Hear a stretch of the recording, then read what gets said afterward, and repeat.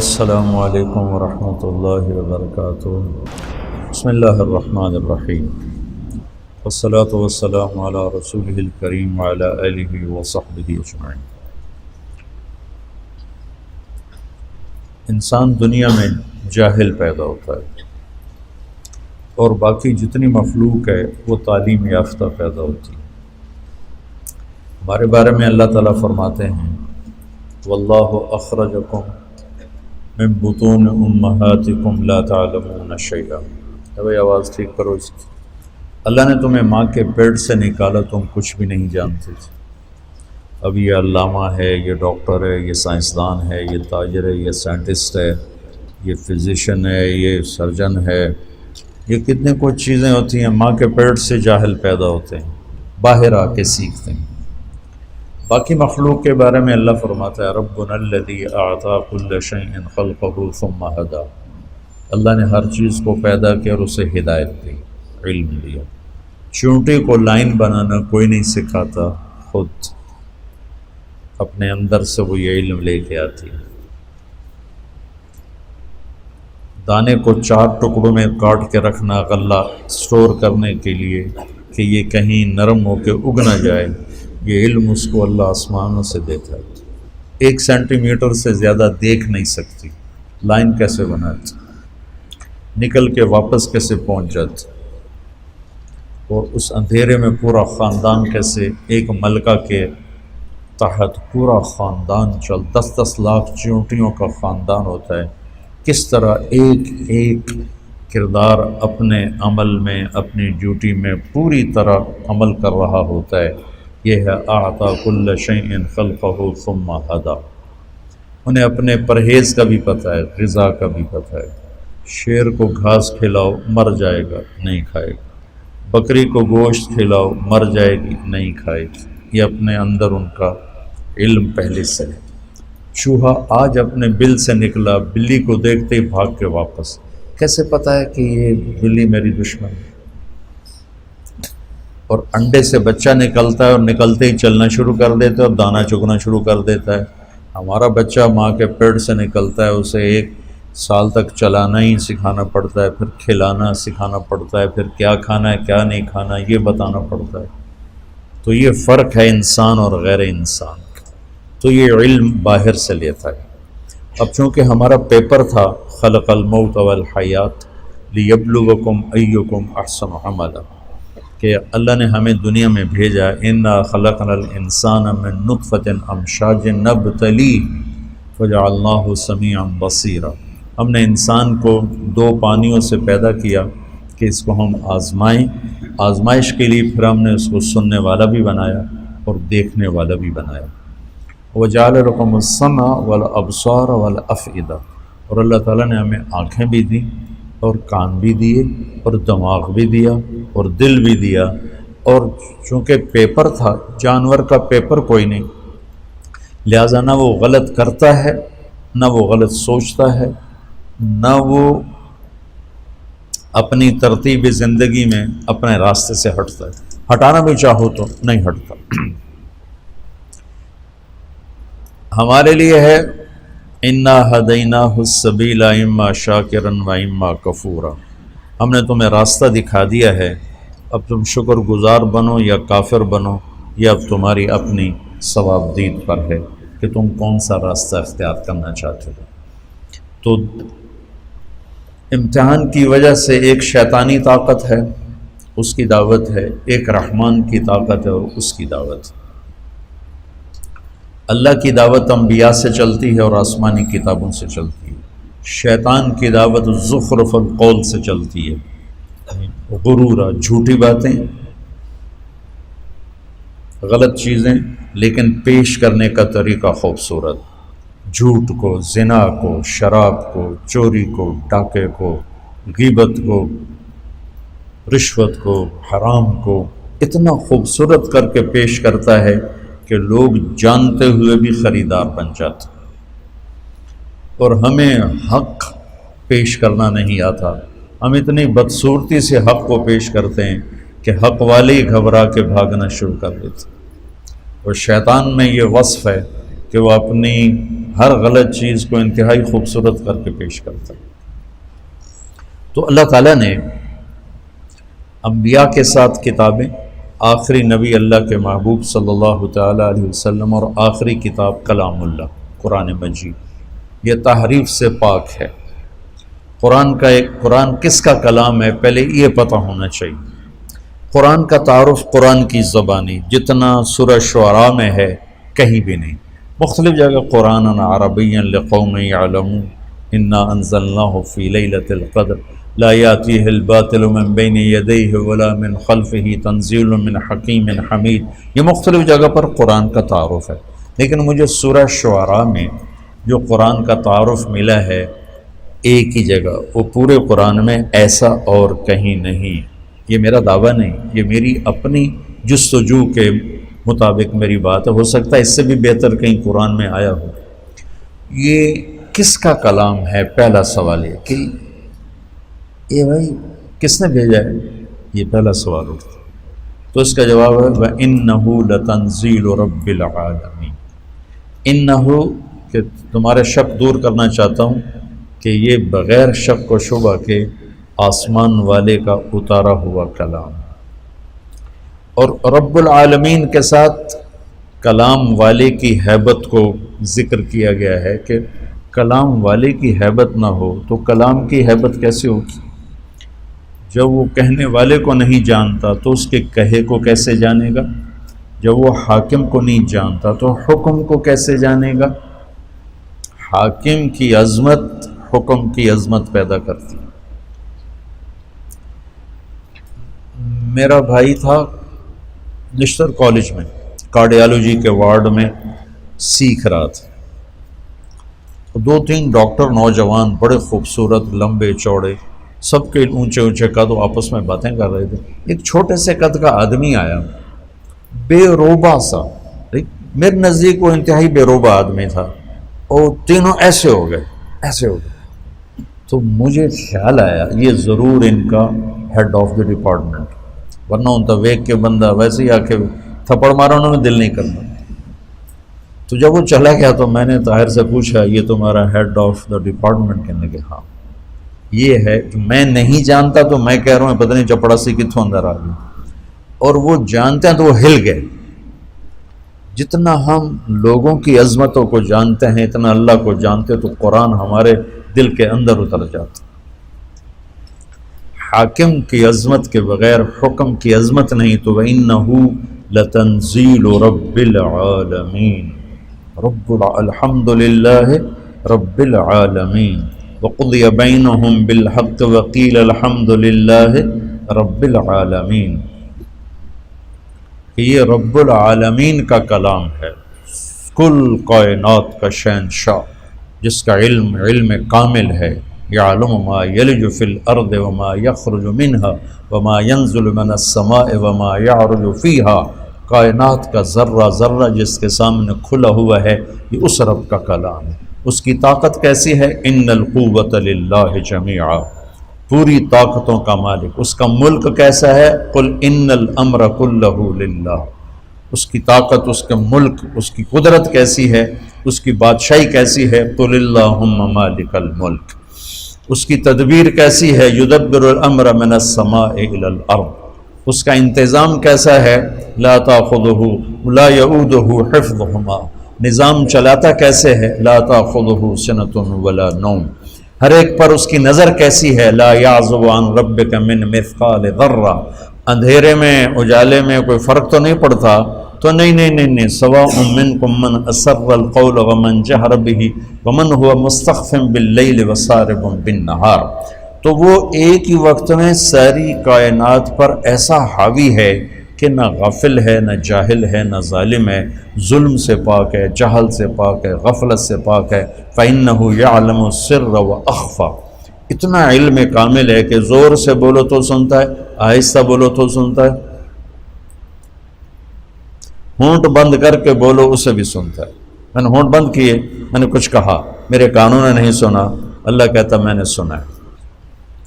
تو پہلی بات یہ ہے کہ دل کو اللہ کی عظمت سے بھرنا ہوگا، تب قرآن کی عظمت آئے گی۔ اور ہم تمہیں جیسے پڑھاتے ہیں وہ ہوتا ہے قانونی طریقہ، اصطلاحی طریقہ، تو وہ اللہ کی عظمت تو نہیں آتی، اللہ کی پہچان ہو جاتی ہے، عظمت نہیں آتی، جو قرآن میں ہلاتا نہیں۔ میں نے جو عربی شروع کی تھی اس لیے کہ تم قرآن کے ساتھ جڑ جاؤ۔ اللہ کرے میرا یہ خواب میرے مرنے سے پہلے پورا ہو کہ میں ایک ایسی جماعت تیار کروں جن کے دل دماغ پر قرآن کی بادشاہی، جو تمام اکابر اسلام کی عزت احترام ہمارے اوپر فرض ہے، لیکن ہم قرآن سے جڑے ہوں اور اللہ کے محبوب سے جڑے ہوئے ہوں، کہ تمہارے اوپر سیرت کی چھاپ ہو، تم دیکھو تو سیرت کی نگاہ سے اور قرآن کی نگاہ سے، تم بولو تو قرآن اور سنت کے انداز سے، تم سوچو تو قرآن اور سیرت کے انداز سے۔ اس سے ہم بہت دور ہیں، ہم ذرا اکابر میں ہی پھنسے ہوئے ہیں، اس سے ابھی بہت دور ہیں۔ حاشا وکلا کوئی میری مراد اکابر اسلام سے کوئی برگشتہ کرنا نہیں ہے، ان کے ذریعے ہمیں ہدایت ملی ہے، لیکن بھائیو ابو حنیفہ جیسی ہستی کہتی ہیں کہ ہم رجال و نحن رجال، تو جب آئے گی ابراہیم نخی پر اور حماد پر تو پھر ہم رجال و نحن رجال۔ اللہ کے نبی کی بات 100% لیں گے، صحابہ کی بات دیکھیں گے، جو اس میں راجح ہوگی وہ لیں گے، لیکن جب آئے گی بات طاؤس پر اور مکحول پر اور ابراہیم نخعی پر اور حماد پر تو پھر ہم رجال و نحن رجال۔ کیا خوبصورت بات، یہ نہیں کہ انہوں نے تکبر ان کا وہ بھی جستجو کریں گے، ہم بھی جستجو کریں گے۔ تو اللہ کی عظمت اللہ کے تذکروں سے زندہ ہوتی، پھر قرآن کی عظمت پیدا ہوگی۔ وَإِنَّهُ لَتَنزِيلُ رَبِّ الْعَالَمِينَ۔ یہ لایا کون ہے؟ اللہ تو آسمانوں پر ہے، نبی ہماری زمینوں پر ہیں، تو یہ کون لایا ہے؟ تو اس کا جواب ہے نزل بہ الروح الامین۔ کس کا کلام ہے؟ انہ لتنزیل رب العالمین۔ کون لایا ہے؟ نزل بہ الروح الامین، جبریل فرشتہ۔ کس کے پاس آیا ہے یہ کلام؟ کس کے پاس آیا ہے؟ علی قلبک، یہ ہمارے نبی پاک صلی اللہ علیہ وسلم کے دل پر اترا ہے۔ علی قلبک، آپ کے دل پر اترا ہے، پھر لفظ بن کر آپ کی زبان سے نکلا ہے۔ اللہ کا کلام الفاظ میں بند نہیں، اس کی کوئی تشبیہ نہیں۔ صرف بخاری شریف کی روایت سے آپ لوگ جب پڑھو گے بخاری تو مثل سلسلۃ الجرس، یا رسول اللہ آپ پہ وحی آتی ہے؟ آتی۔ کیسی ہوتی؟ کہ بس جیسے گھنٹی کی آواز ہو، ایسے ہوتی، گھنٹی کی آواز۔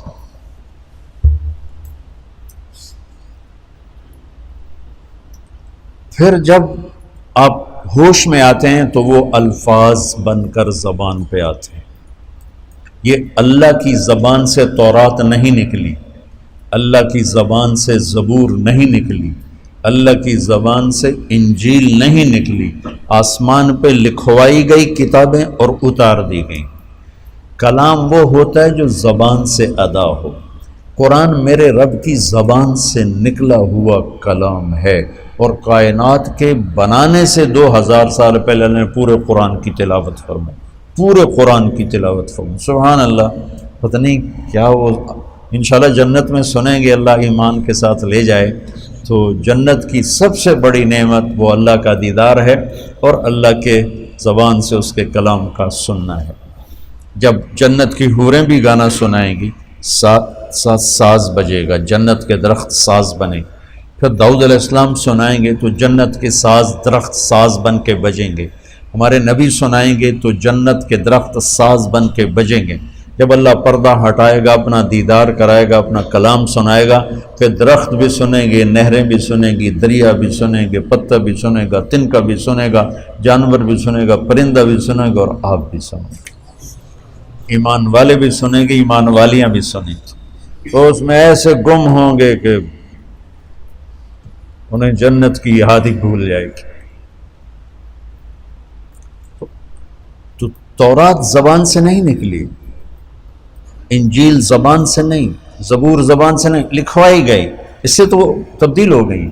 اور وہ مٹ گئیں. اگر وہ اللہ کی زبان سے نکلی ہوتی تو کبھی اللہ کے کلام کو بدلا نہیں جا سکتا. اللہ کی ہر صفت ناقابل تبدیل ہے. اللہ کی ہر صفت ناقابل تبدیل ہے. اللہ کی ہر صفت تغیر تبدل سے پاک ہے. قرآن چونکہ اللہ کی زبان سے نکلا ہوا کلام ہے، اسے بدلنے کی لاکھوں کروڑوں کوششیں کی گئیں، کوئی کامیاب نہیں، کوئی ایک کوشش کامیاب نہیں کہ یہ میرے رب کا کلام ہے، علی قلبک، میرے نبی کے دل پر اترا ہے. آخری سوال، کیوں آیا ہے؟ کیوں آیا ہے؟ لِتَكُونَ مِنَ الْمُنذِرِينَ. سبحان اللہ. انذار کیا ہے؟ آگے ایک زندگی آ رہی، اس زندگی کے بارے میں خبردار کرنا کہ دیکھو بھائی وہاں بہت بڑا نفع ہے، ہمیشہ کی زندگی جنت، وہاں بہت بڑا نقصان ہے، ہمیشہ کی زندگی آگ. تو قرآن کا مقصد ہے زندگی کا طریقہ، وہ طریقہ بتانا، خبردار کرنا. کس چیز سے خبردار کرنا؟ زندگی کے اس طریقے سے خبردار کرنا جس پر چل کے ہم سب دنیا میں بھی سکون سے رہیں اور جنت میں بھی کامیابی کے ساتھ پہنچ جائیں. جس طریقے پر چل کر دنیا کی مشقتیں اور دنیا کی مصیبتوں سے بچیں اور جہنم کی آگ سے بچ کر جنت میں جانے والے بن جائیں. قرآن اس لیے آیا ہے، ان ھذا القرآن یہدی للتی ہی اقوم. بہت سے رہبر بیٹھے ہوئے ہیں یہاں، تو قرآن، اللہ کہتا ہے کہ قرآن وہ رہبر ہے جو سیدھا راستہ دکھاتا ہے. قرآن کا چیلنج آج تک باقی. کتنی سائنس ٹیکنالوجی بڑھ چکی ہے، اب تو کمپیوٹر کے ذریعے سے اعلیٰ عبارت تیار کر لو، کمپیوٹر کے ذریعے سے آسمان کے تارے توڑ کے لے آؤ. اور قرآن کا چیلنج آج بھی باقی ہے، فاتو بصورت من مثلہ، کہ یہ میرے رب کا کلام ہے، ایک صورت ایسی لے آؤ. انا اعطینا جیسی 3 آیات کی صورت لے آؤ. آج اتنے بڑے سورسز سائنس ٹیکنالوجی کے باوجود اس چیلنج کو کوئی نہیں توڑ سکتا. ہر چیلنج ٹوٹا ہے، ہر ریکارڈ ٹوٹا ہے، ہر ریکارڈ. وہ یوسف کو شوق ہے نا کرکٹ کا، بیٹے میرے کو، تو وہ سعید انور سے اس کو بڑی محبت تھی، تو اس کا ریکارڈ تھا 194 ون ڈے میں. تو وہ آیا میرے پاس گھبرایا، وہ اس کا ریکارڈ برابر کر دیا فلاں نے. میں کہا پتر میں تو نہیں پتا ریکارڈ ہوندہ ہی کی. وہ گھبرایا، اس کا ریکارڈ برابر کر دیا. 4 دن بعد پتہ لگا کسی نے توڑ دیا. میں نے کہا بیٹا ریکارڈ ٹوٹنے کے لیے ہوتے ہیں، چیلنج ٹوٹنے کے لیے ہوتے ہیں. ایک چیلنج باقی ہے جو آج تک اسے کوئی چیلنج کر نہیں سکا. اور آج تک یہ تو بہت لکھا ہوا ہے کہ قرآن غلط ہے، یہ نبی کا کلام نہیں، یہ اللہ کا کلام نہیں ہے، غیر مسلموں نے لکھا ہے، یہ محمد کا اپنا کلام ہے. میں نے بہت پہلے 98 میں ایک کتاب پڑھی، الی من هو دونہ، ان کے نام جو ہم سے نیچے ہیں، ان کے نام جو ہم سے نیچے ہیں. ایک نصرانی عربی نے وہ کتاب لکھی تھی، اس میں قرآن پہ قرآن یہ ہے، قرآن یہ ہے، قرآن یہ ہے. لیکن اس جیسا لا کے دکھا دو، یہ آج تک کوئی نہیں کر سکا. اگر یہ محمد صلی اللہ علیہ وسلم کا کلام ہے تو وہ ایک بشر تھے، ایک انسان تھے. تو آج تمہارے پاس کمپیوٹر کے اتنے بڑی ٹیکنالوجی ہے کہ تم کیا سے کیا تارے توڑ کے دکھا رہے ہو. تو قرآن کے لیے ایک کے بار ایک سطر لے آؤ، ایک سطر. تو یہ قرآن کا چیلنج آج تک باقی ہے، اسے کوئی اسے نہیں توڑ سکتا.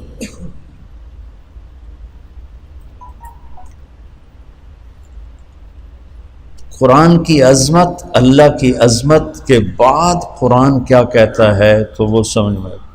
شکر ہے درس قرآن کا رواج پڑا ہوا ہے اور اللہ کے بندے بندیاں سنا رہے ہیں اور اللہ کے بندے بندیاں سن رہے ہیں.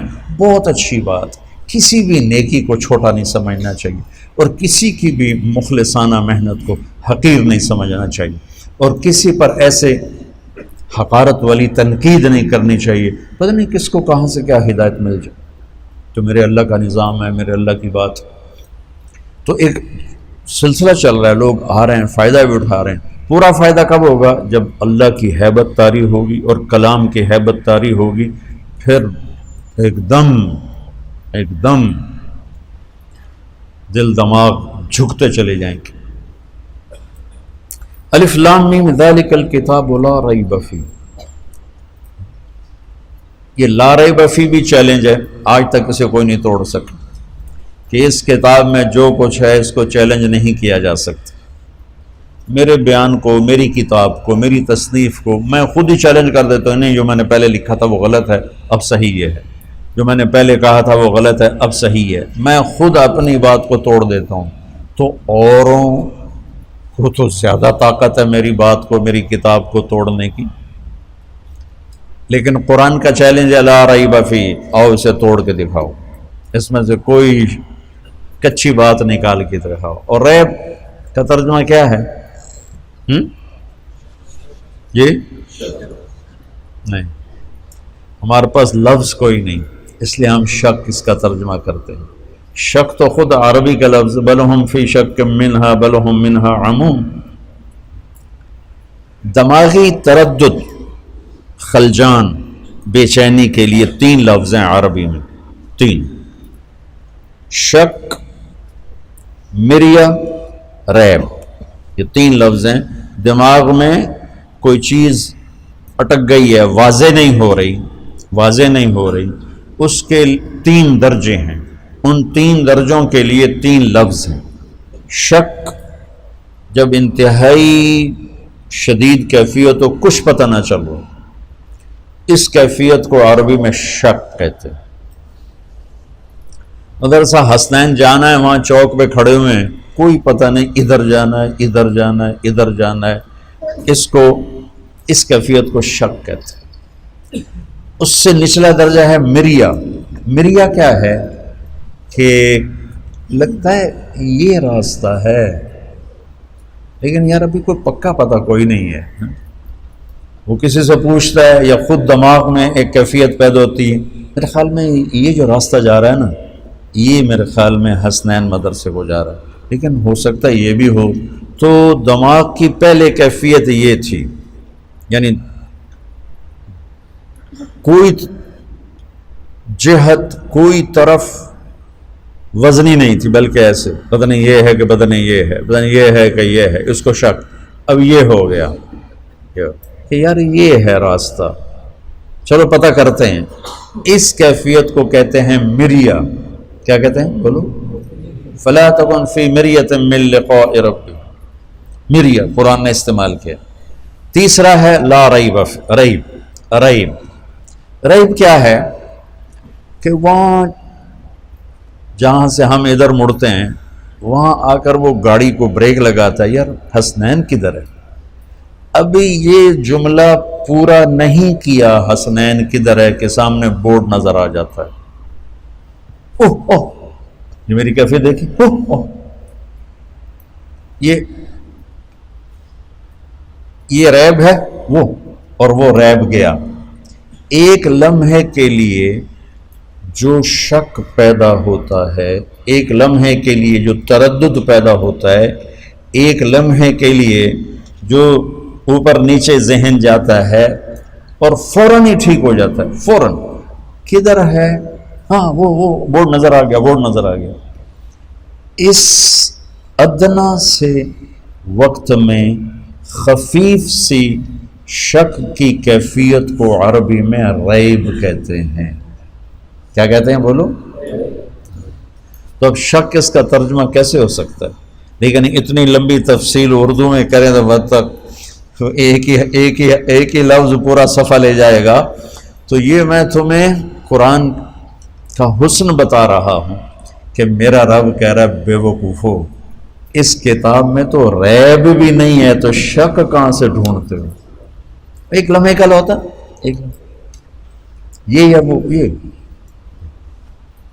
ادھر جانا ہے ادھر جانا ہے، یار پتہ نہیں، میرے خیال میں ادھر جانا ہے پر پکا پتہ نہیں، ادھر جانا ہے ادھر جانا، وہ ادھر جانا ہے، ادھر ہی جانا ہے۔ وہ اس ایک لمحے کے ہزارویں حصے کے کیفیت کو ریب کہتے ہیں۔ تو میرا رب لا ریب فیہ، سود حرام ہے لا ریب فیہ، شرک حرام ہے لا ریب فیہ، کفر ہلاکت ہے لا ریب فیہ، جھوٹے پہ لعنت ہے لا ریب فیہ، ظالم پر لعنت ہے لا ریب فیہ، زنا حرام ہے لا ریب فیہ، شراب حرام ہے لا ریب فیہ، نماز فرض ہے لا ریب فیہ، جنت موجود ہے لا ریب فیہ، جہنم موجود ہے لا ریب فیہ، زمین آسمان کا ایک ہی بنانے والا ہے لا ریب فیہ، محمد مصطفیٰ ان کے آخری رسول ہیں، ان کے بعد کوئی رسول نہیں لا ریب فیہ، زمین آسمان کا خالق اللہ ہے لا